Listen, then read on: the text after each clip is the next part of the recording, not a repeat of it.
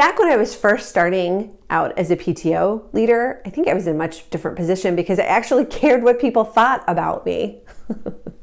Seriously though, I still care to a certain extent, but in the grand scheme of things, I usually just mentally tell people to go pound sand, especially when they come to me with complaints about the PTO isn't doing enough, or we should do this, or we should do that, because half the time the people who are coming up with all of those great ideas are not coming through with any kind of support or offer to help to make those ideas come to life. So that's why I really heavily discount those ideas. Now, I am not rude to people's faces when they come to me with these ideas. I usually turn it around and invite them to the next PTO meeting and say, that's a really great idea. I'd love to hear more about it at the meeting next week, Wednesday at 7 in the media center. Why don't you come tell us all about it? Now, usually those people will not show up. And so they kind of hopefully have gotten the point that they just can't lay all their ideas on me and then make me feel bad and then run off and feel like they've done their part.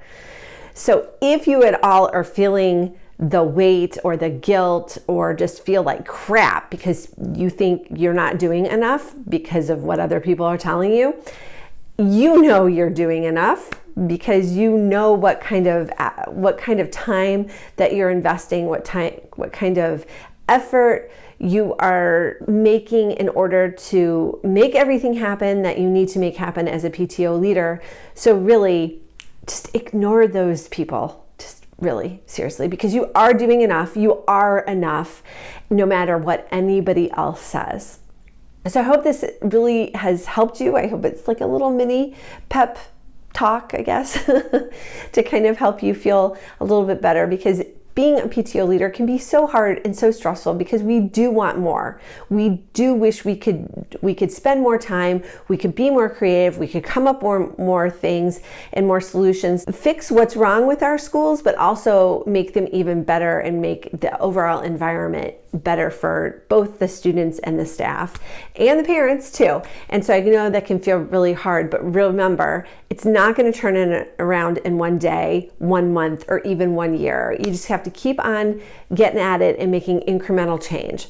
So think about this as you go on in your life as a wonderful PTO leader that you are. And I hope you stick around for the next video. I can't wait for you to see it. Want even more guidance on how to be a stronger leader so you can run a better PTO or PTA? All these resources and more are waiting for you at ptoanswers.com.